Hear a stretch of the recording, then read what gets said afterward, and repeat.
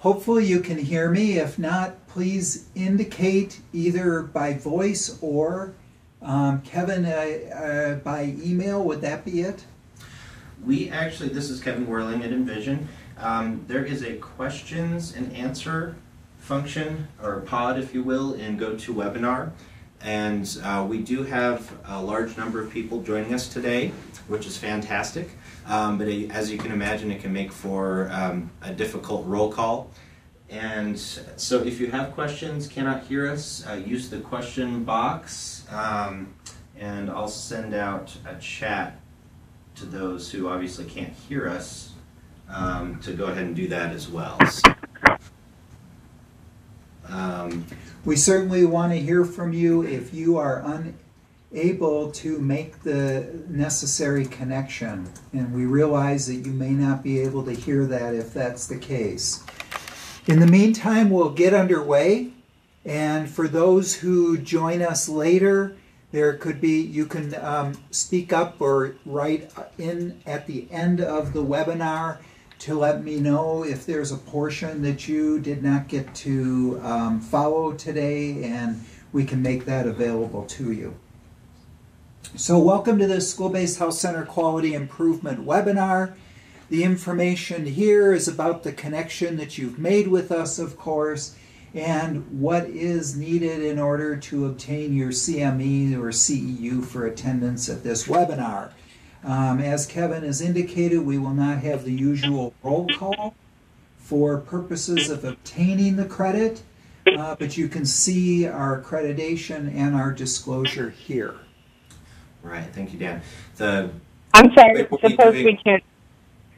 Hello? Hello? Suppose we can't get video, how do we then register ourselves as being present? I have an attendee report that I will run at the end of the session that'll show who signed in. Of course, if you are gathered together at a table with others and you used one login to register, what you can do is send me a, question through the questions box, or you can send me an email. I'm not at a table with others, and I'm having trouble getting on your video portion. Okay. Are you able to see a PowerPoint slide in front of you about disclosure? You know what? I don't want to. I read that you could just announce yourself at the beginning, and if that's not possible, then I'll just excuse myself from the webinar, I guess, because I like to get credit for it as long as I'm going to be on it. But if you're not doing a roll call, then I guess that won't be possible. I don't know how to get on. Please stay with us. I think Kevin was announcing a way that we have essentially an alternative way of taking roll call today. Okay, thank you. So please stay with us, okay? Okay. Great. Hi, I'm going to start out by giving an overview of our School-Based Health Center Quality Improvement webinar series topics, just in brief. Since August 27th, we've been talking primarily about the identification of student depression and anxiety. We're currently at the point of behavioral health assessment. We're nearing halfway through the series that will continue into this next semester. So please be continuing to follow the emails that our Clancy sends out, and also what we have posted at our website. We'll also continue to have our School-Based Health Center Provider Case Conference Forum, the next of which is just 2 afternoons from now, Wednesday, December 18th. We're going to have our next forum, so please join us by all means if you can. Today we're going to be talking about anxiety and depression assessment instruments for school-based health centers. That is the SCARED and the PHQ-9 modified for teens. So we'll be talking quite a bit more about that. I'm Dan Rifkin. I'm a child and adolescent psychiatrist in the Department of Pediatrics at UNM, broadcasting from Studio Envision in downtown Albuquerque. If ever you're in downtown Albuquerque when we have an installment of one of our telepsychiatry or behavioral telehealth offerings or any of our telehealth, please come on in and join us here. I'm a psychiatric provider, an integrated care provider in the UNM School-Based Health Center program, and also at our pediatric clinic at UNM Health Sciences. So I'm thrilled to be able to see that so many of you are joining this webinar today, and certainly as we get underway there will be the opportunity for questions and answers. We just want to make sure we get underway and get to that point to make it most worth your while. So here are some questions to begin with. What are the SCARED and the PHQ-9 modified for teens? Where can these be found? Aren't these screening tools? Actually, they're not, as will be further explained. And how are these used in school-based health centers anyway?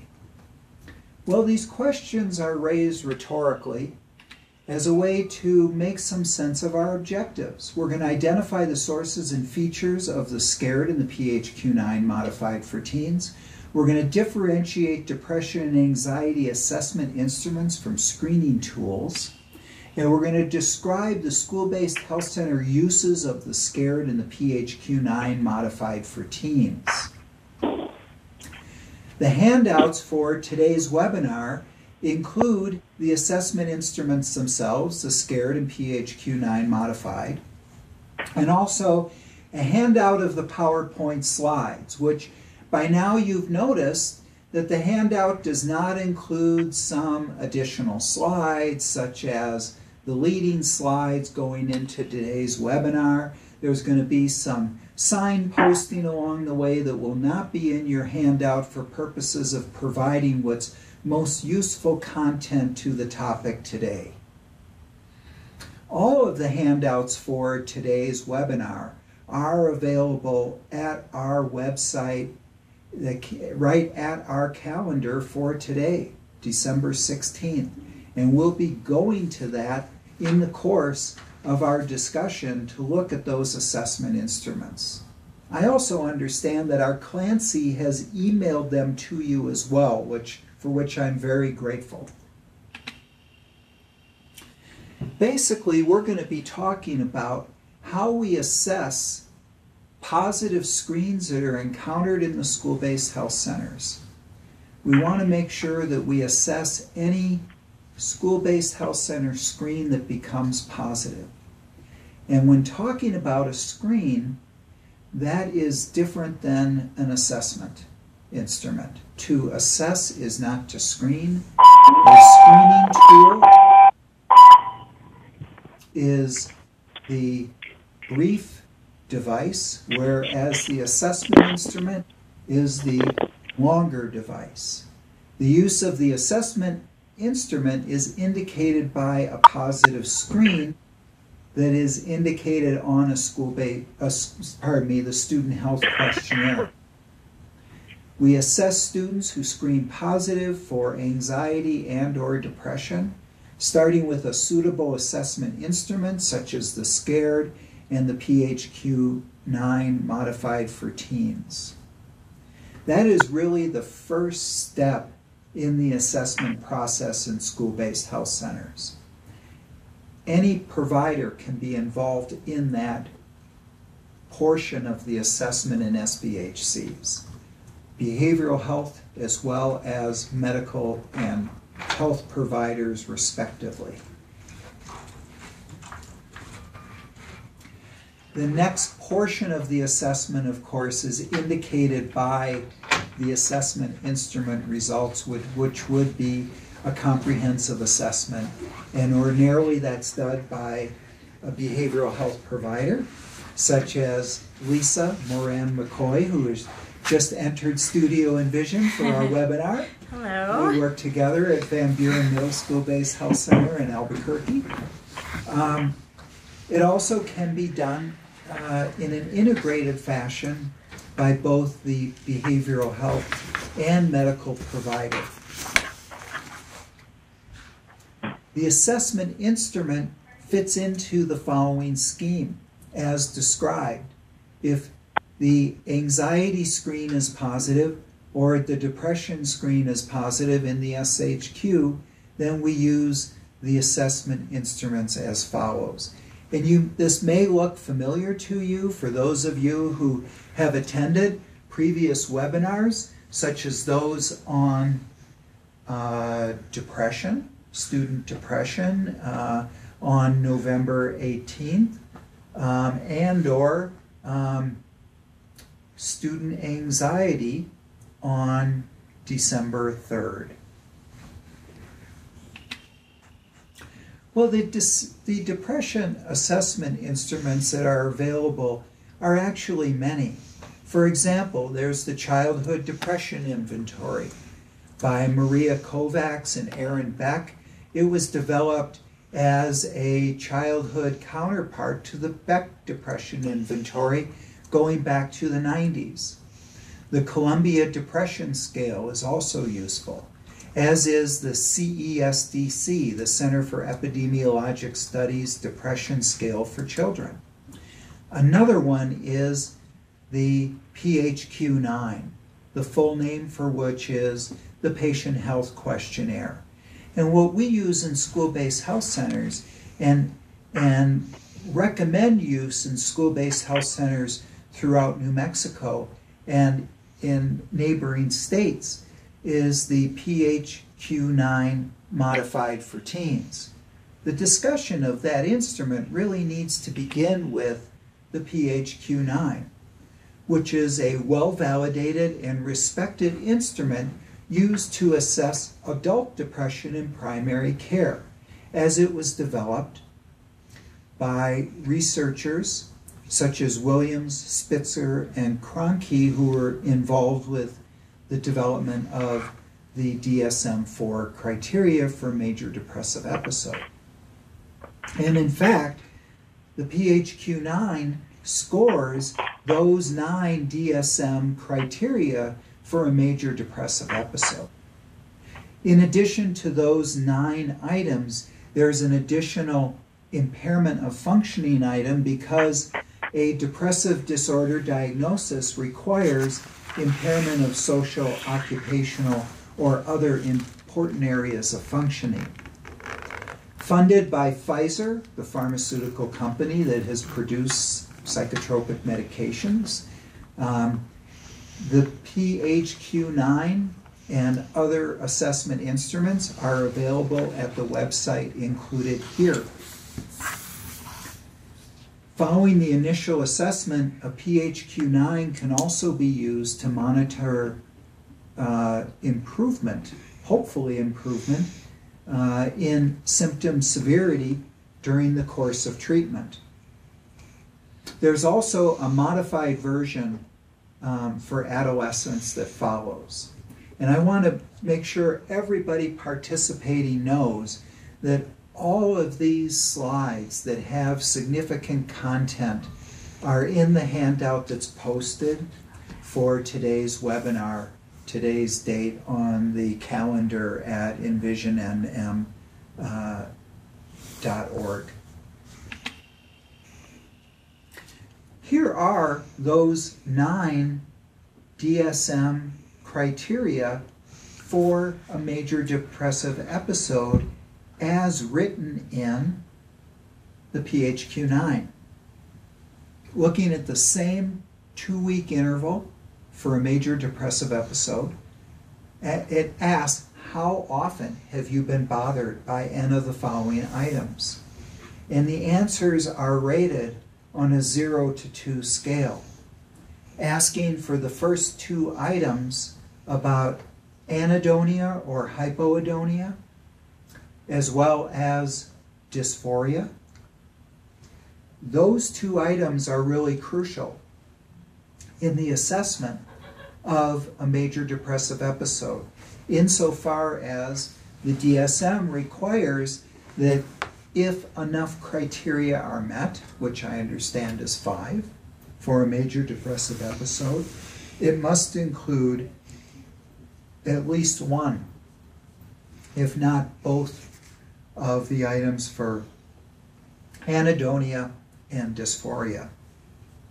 Also in item 2 are feelings of hopelessness.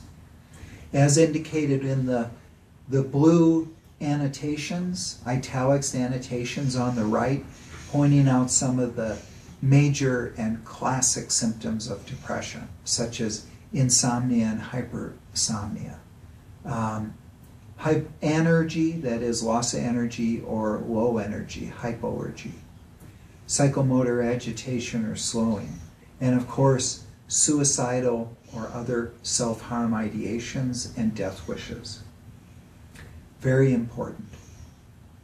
So all 9 of these items are part of the PHQ-9.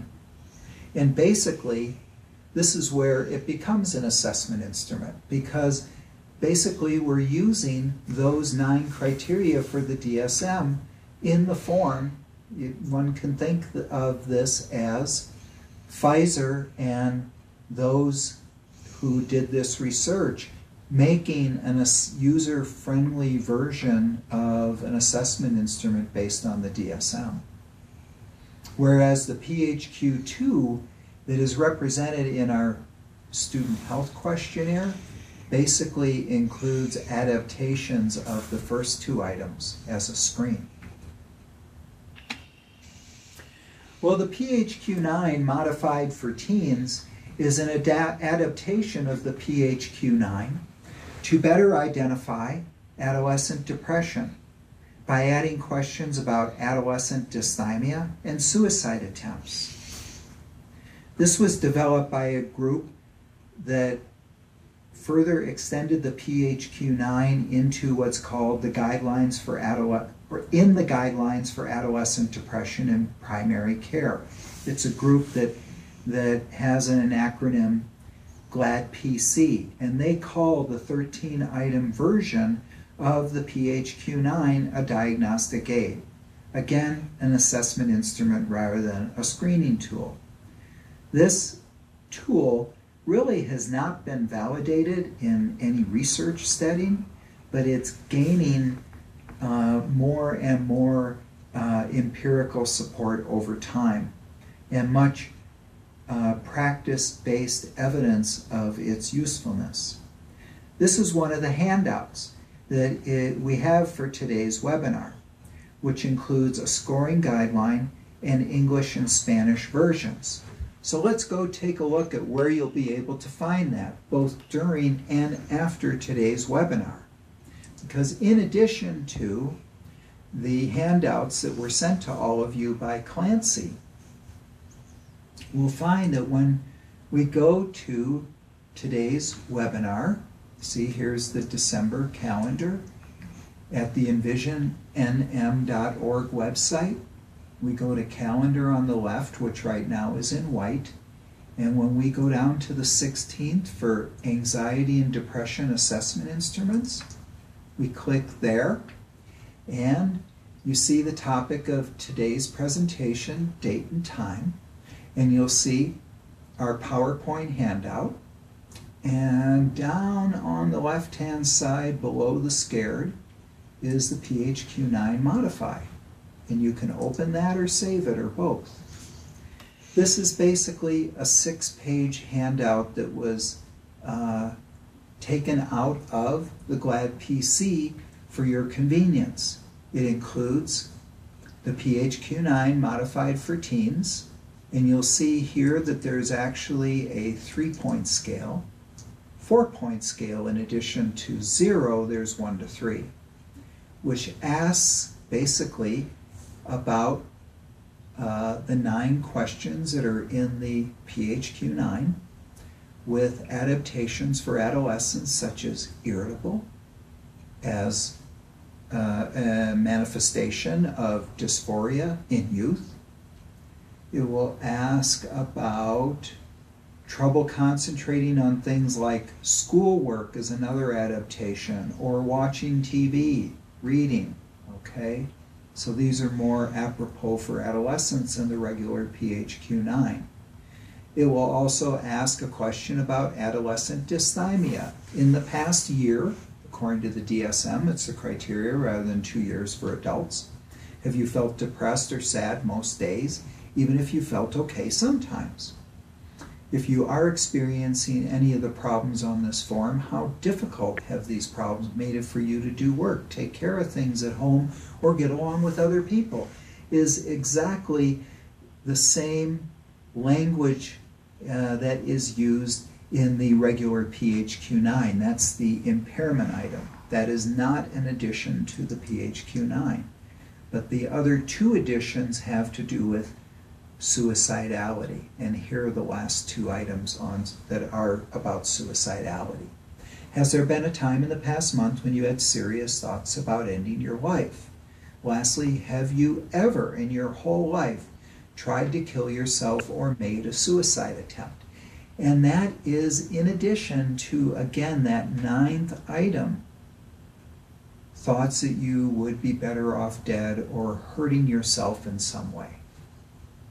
So there you have the 13 items of the PHQ-9 modified. Whoops.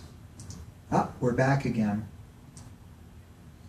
Second page are scoring guidelines.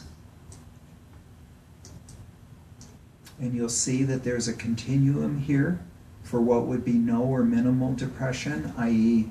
subsyndromal, mild, moderate, and severe. This would really be in the range of the depressive disorder. Sometimes it's a hard call, and as in our determining risk on the SHQ webinar, we need to use our clinical judgment to make the best assessment, even in the early stage. Here's the Spanish version. And there's a brief blurb about the PHQ-9 modified for teens at the bottom of this page that's included, and some information about the GLAD-PC group, comprised of psychiatrists, child psychiatrists and pediatricians, and other professionals who work in our areas. Okay? So you'll know when you're in the school-based health center, you don't have the PHQ-9 modified with you, you'll know where to go. That's the important thing.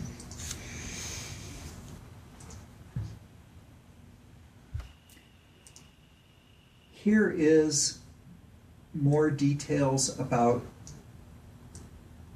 the modifications made in the PHQ-9 to become the version that we just looked at, many of which were just reviewed. Okay?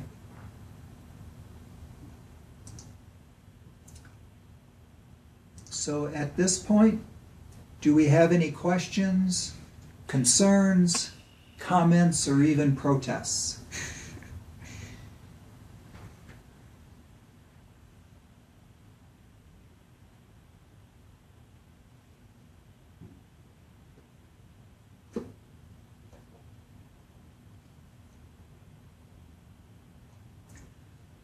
Well, while you're considering any of those matters,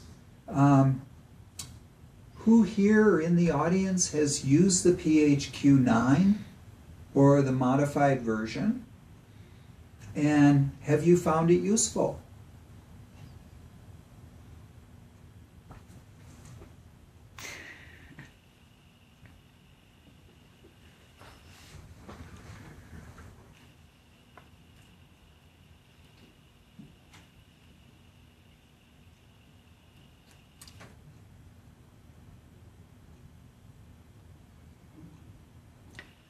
Although we gave our disclaimer earlier about the number of people on today's webinar, making it more difficult to have the full interaction, especially for roll call, we sure can interact for your questions. So please let us know either by typing in your question. Is that right, Kevin? That's correct, into the questions box. The questions on GoToWebinar. Or I may have muted you over the course of the didactic presentation, so if you're not If you're speaking and we can't hear you, then please hit *# and unmute yourself. Hi, this is Valerie from Blue Cross and Blue Shield. I do have one question for you. Yes. Can you hear? With the increase of school shootings, do they have any questionnaires or screenings that they can do for children that are depressed enough that they might commit crimes like that? Well, that's a very specific question that I would say that there very well may be.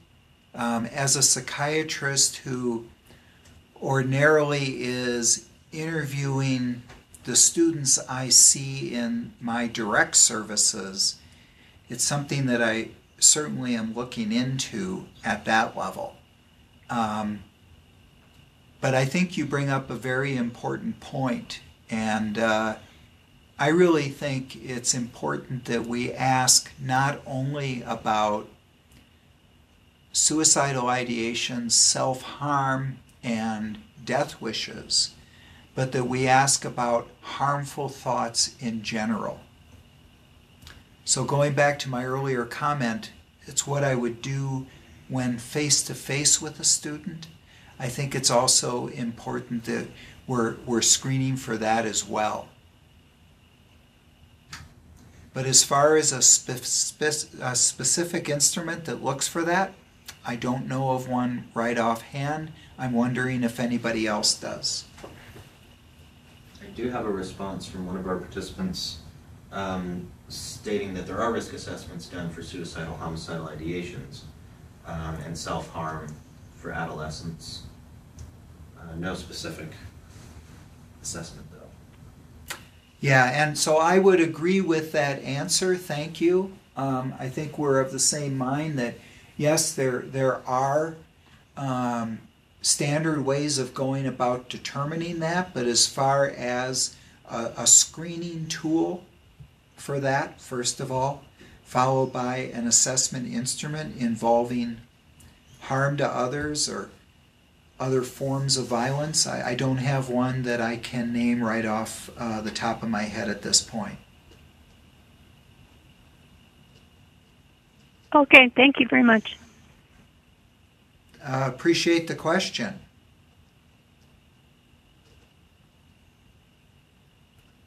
Anybody else?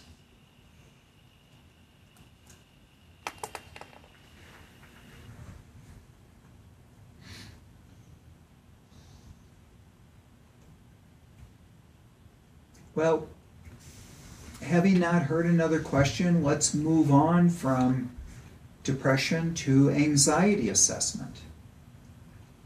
The SCARED is an anxiety assessment instrument for youth that I'm not afraid to talk about.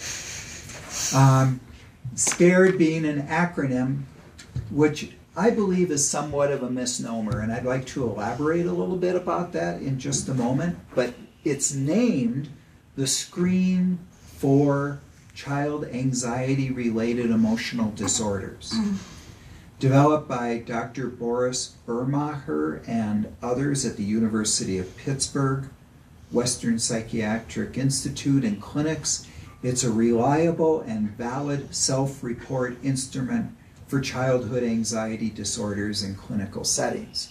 And you can see this dates back to the late 90s, and actually the validation had been done by the middle 90s, and the validations are done using the DSM-4 criteria for anxiety disorders in youth ages 9 to 18.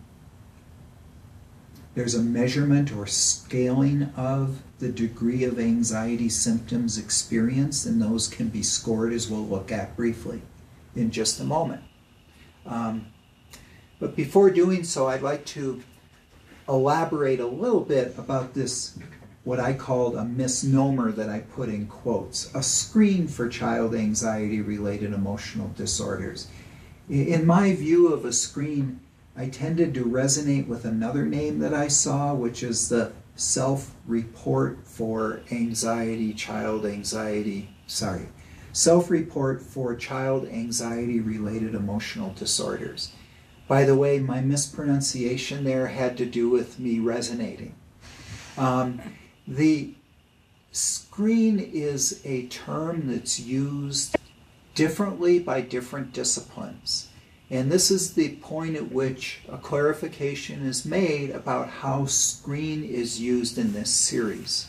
As described in previous installments, we use a screen as a one-step to determine risk, and the assessment as a more specific instrument that's used for diagnostic purposes.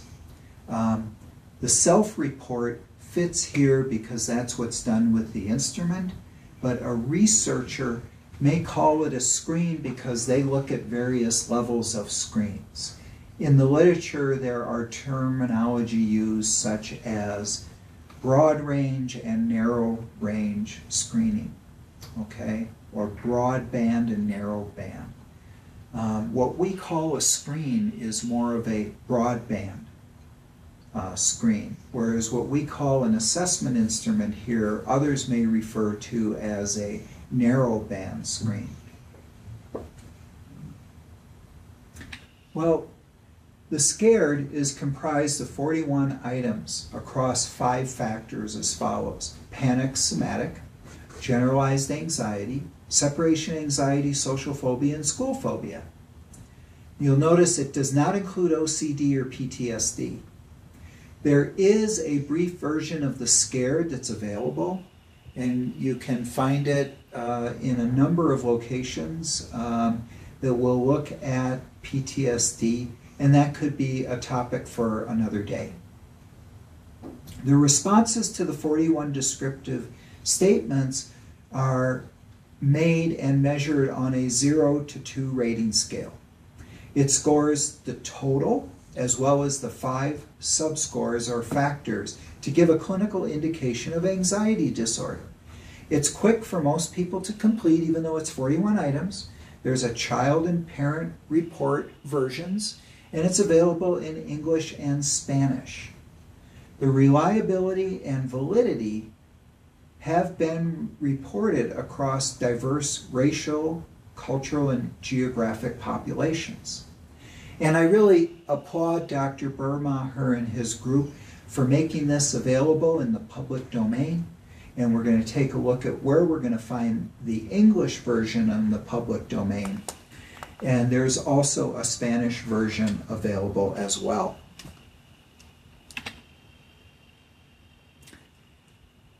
So there are some web links here, okay? And first of all, I'm going to go to, again, our website to show you where you can find these.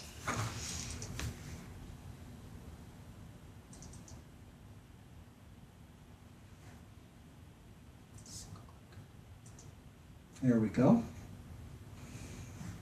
You'll see here that there is a child version of the SCARED, which you can open. It's posted as a handout. Here's the 41 item child SCARED with a 0 to 2 rating.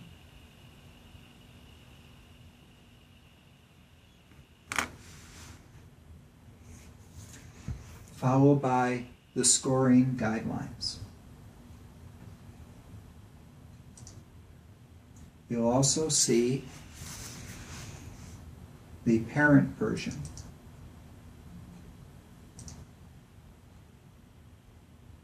Okay.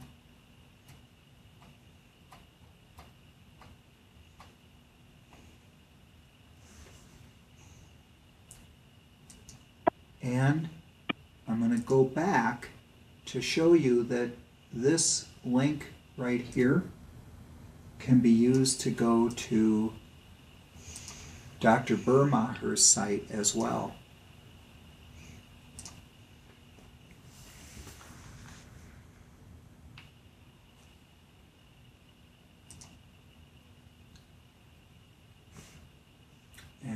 is I am looking for, there we are, tabbed browsing. I want you to see how accessible this is.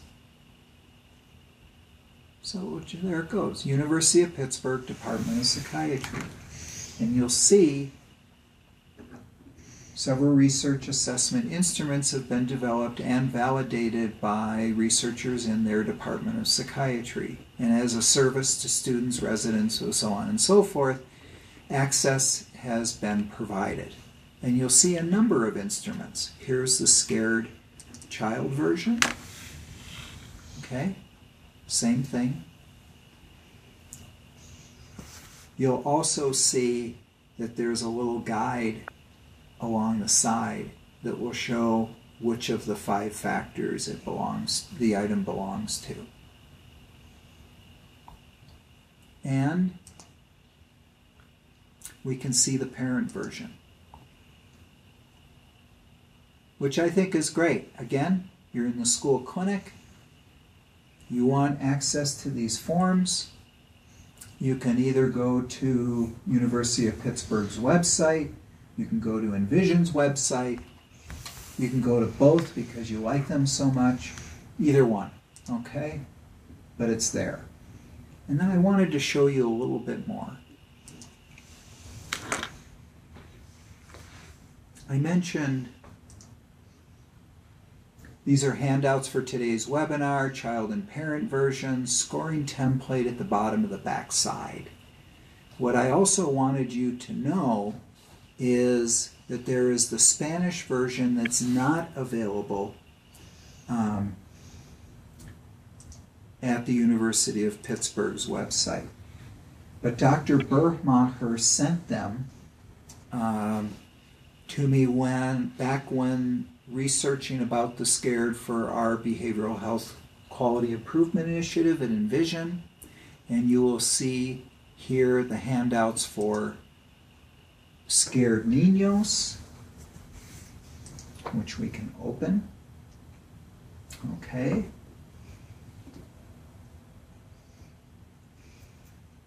Same format. And it does not have the scoring guidelines there. And you'll see the parent version in Espanol as well.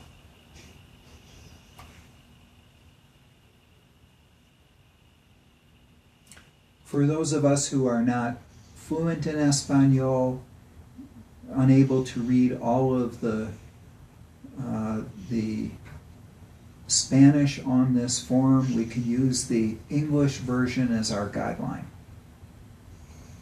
Okay.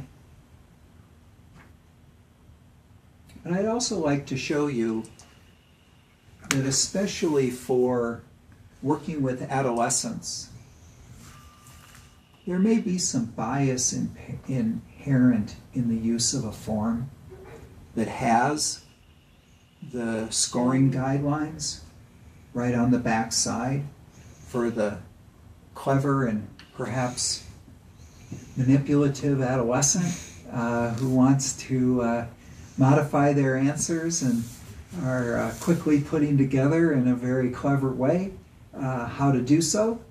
It can be advantageous to have an alternative version that I'd like to show you. And you'll see here the separate one-side child report form without scoring template that is available through this link.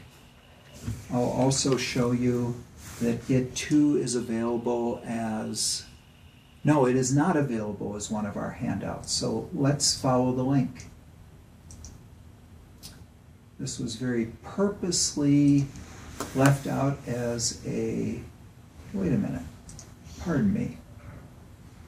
Let me go back here. Yes, here we go. Scoring sheet.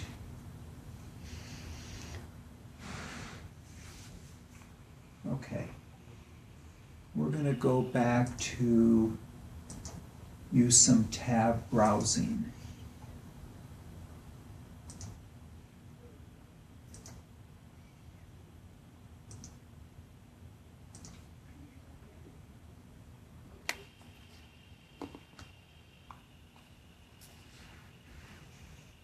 Okay. And I apologize about my own confusion about this not having been posted, but with some patience, we're going to see that this will actually download. It will give us an alternative way of using the SCARED. And while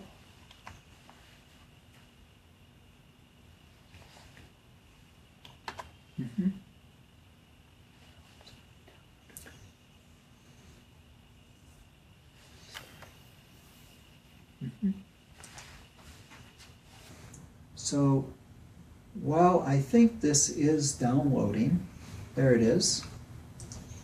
You can see and I found it takes a little bit of time for it to download. You'll see a one-pager that has all 41 items. And the whole purpose here is to show you one that's one-sided, doesn't have a template built into it. The other thing is, we can use this one and photocopy it with something like Post-it notes covering up this part, okay, and use it that way. And to use as our scoring template, there's another handout available for us as the SCARED scoring sheet. Again, you'll be able to access this at the Envision website, and it gives a separate scoring sheet. I found one item 15 was left out on this subscale for panic and significant somatic symptoms, so it's been written in there before it was scanned. And it can be used for scoring as well. Okay, this one is also very handy because it shows the cutoff for what is significant anxiety at 25 compared to the max, and the like for all of the subscales. Okay? So again, scoring sheet on our website, and another reason I put it there is because after finding it previously at this link, when I went back there this month, it wasn't to be found. Okay? So any questions, concerns, comments about the SCARED?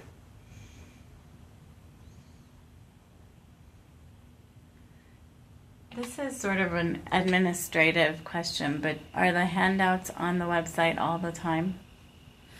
In fact, Lisa, I'm glad you asked that, because in going back to the previous presentation from December of last year, they're still there. Okay.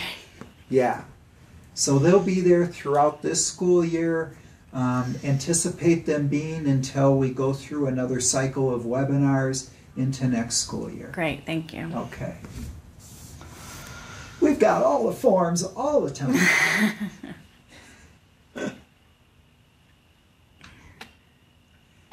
So again, forms available at the Envision website. The main two versions, parent and child in English, available also at University of Pittsburgh's website. Spanish version available at Envision website. Alternative one-side child report form through this link, and also at the Envision website, or through this link, sorry about that, and the scoring form available at the Envision website. Hence, it's a handout. Okay? So, how does this all fit together? Well, we've developed an identification scheme for student anxiety and depression in school-based health centers. As we've talked about in the previous installments of this webinar series, school-based healthcare begins with screening. All students entering the school-based health center are screened at the first visit, or if acuity and some other factors interfere with doing so, certainly it's done within 30 days. This identifies youth at risk for depressive and anxiety disorders plus psychiatric comorbidity. For those who screen positive for anxiety and/or depression, we use the PHQ-9 modified and/or the SCARED to begin the assessment. And for future discussion in future webinars, those who have the indications on their assessment instrument may then go on to receive the second step in a comprehensive assessment performed by a behavioral health provider or in an integrated fashion, behavioral health along with medical provider. It's a sequential approach involving short, multiple steps rather than one long face-to-face encounter involving a team versus a single provider whenever possible. So it really is a departure from being the sole provider.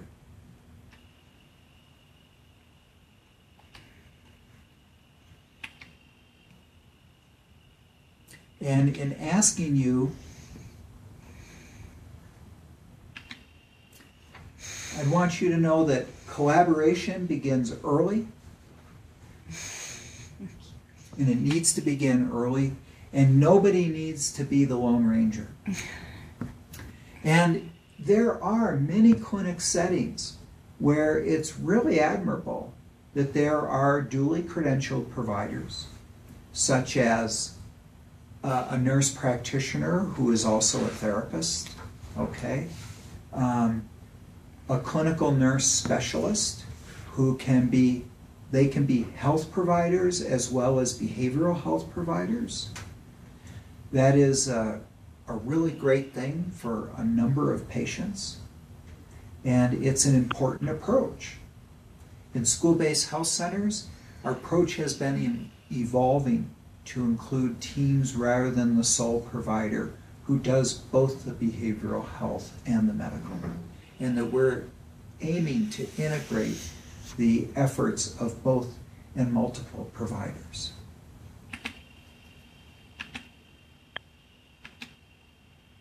Any questions, concerns, thoughts, comments, protests at this point?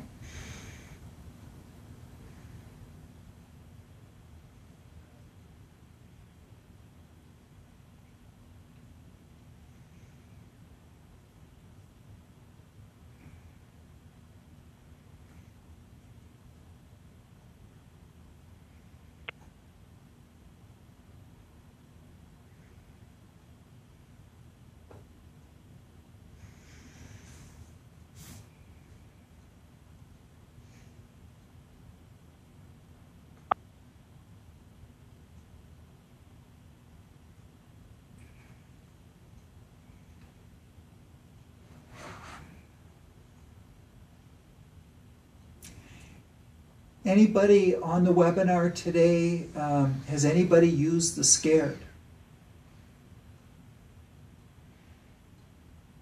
And would be willing to share any of your experience with it?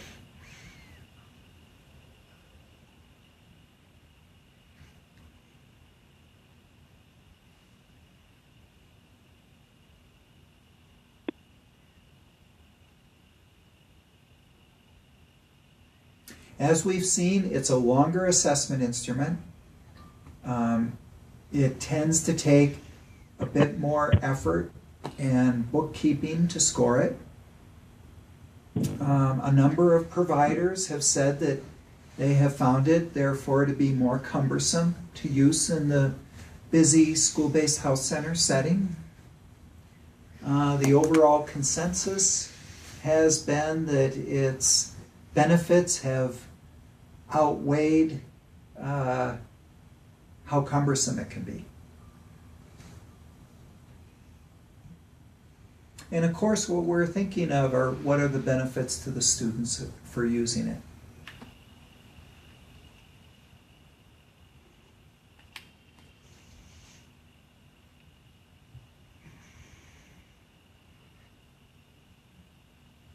Thank you for providing the handouts.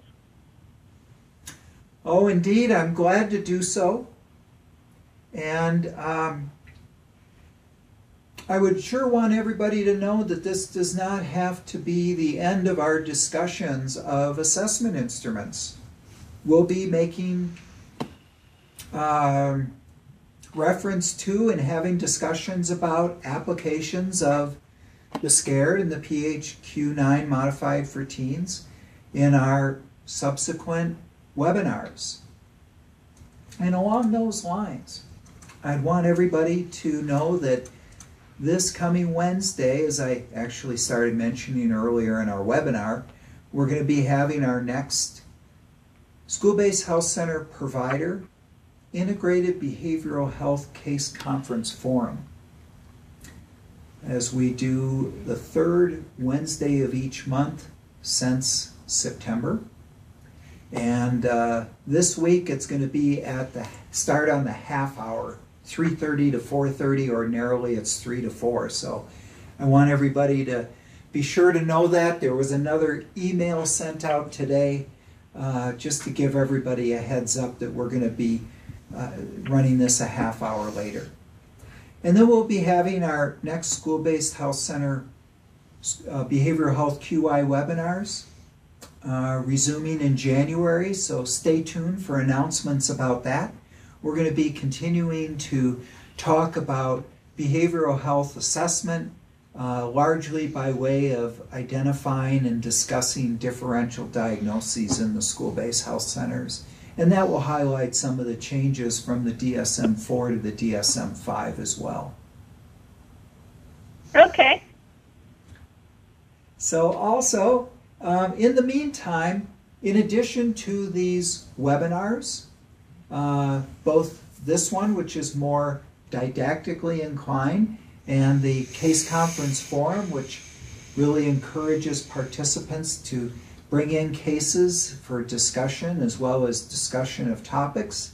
There is telepsychiatry consultation available, usually 4 afternoons a week, Monday, Tuesday, Wednesday, and Friday. 2 to 3 p.m. is the time we strive for, but we're also flexible, and sometimes it needs to be changed at our end as well. For further information or to schedule a consultation, please contact Clancy at the number on your screen or her email address. And even if you want to know more about how the telepsychiatry consultation can be utilized by you and your team, please set up a consultation. I'd be glad to talk with you about that. Also included are references for today's presentation, including the guidelines for adolescent depression in primary care, aka the GLAD PC, at this link. Okay, and you will see lots of resources there, including the entire toolkit that can be downloaded. From here in Envision, New Mexico, I'd like to extend my thanks, especially today, to Kevin Whirling for handling all of our technical support around these webinars, as well as Clancy Tarbox for making all these handouts available. And I'd have to cop to a delay in getting those to her today when I encountered a snafu and inconsistency in some of the information that had been located in research over the last couple of years. So from Studio Envision, thanks for joining us today, and I hope that you'll sign on this coming Wednesday for our case conference forum. Thank you. You're welcome.